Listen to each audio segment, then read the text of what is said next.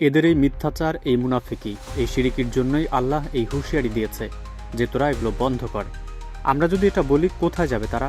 কাজে আসুন, এই শিরকিদের হাত থেকে, এই মুনাফিকদের হাত থেকে, এই ধোঁকাবাজদের হাত থেকে দেশের মানুষকে রক্ষা করতে হবে। সম্প্রতি দেশে ঘটে যাওয়া কয়েক দফা ভূমিকম্পের প্রেক্ষাপট উল্লেখ করে এক নির্বাচনী প্রচারণার জনসভায় এমনই মন্তব্য করেছেন বিএনপি চেয়ারম্যান তারেক রহমান। বিএনপির চেয়ারম্যান তারেক রহমান বলেন, দেশের স্বাধীনতা ও সার্বভৌমত্বে বিশ্বাসী শক্তির হাতেই মানুষ নিরাপদ থাকতে পারে।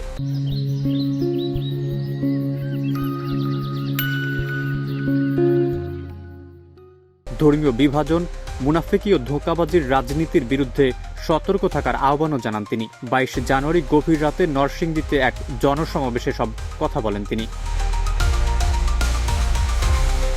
বলেন, দেশকে নতুন করে গড়ে তুলতে হবে। ইঙ্গিতপূর্ণ বক্তব্যে তিনি বলেন, কেউ বিদেশে থাকেন, কেউ প্রয়োজনে অন্য দেশে চলে যান, কিন্তু বিএনপি চেয়ারপারসন খালেদা জিয়া সবসময় বলেছেন এদেশের মাটি তার ঠিকানা। তারেক রহমান বলেন, 2024 সালের 5 আগস্ট ছাত্র জনতা, নারী, শ্রমিক ও পেশাজীবীরা একসঙ্গে দেশের স্বাধীনতা রক্ষা করেছে।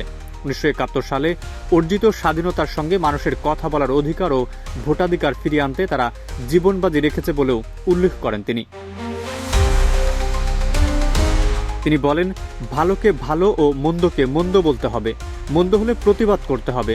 গত 15 বছরে তথাকথিত নির্বাচনের নামে জনসভা ও ভোটাধিকার বাধাগ্রস্ত করা হয়েছে বলেও অভিযোগ করেন তিনি। একই সঙ্গে গুম, খুন, মামলা এবং অর্থ পাচারের অভিযোগ তুলে তিনি বলেন, এসবের প্রভাব পড়েছে অবকাঠামো, শিক্ষা ও স্বাস্থ্য খাতে, বেড়েছে বেকারত্ব।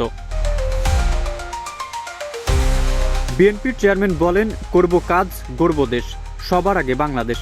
এই লক্ষ্য বাস্তবায়নে আগামী নির্বাচনে ধানের শীষে ভোট দেওয়ার আহ্বান জানান তিনি। ধানের শীষ বিজয়ী হলে দেশ এগিয়ে যাবে বলেও মন্তব্য করেন। নরসিংদীতে তার আগমন উপলক্ষে বিকেল থেকে বিভিন্ন উপজেলা থেকে নেতাকর্মী ও সমর্থকেরা জনসভাস্থলে জড়ো হন।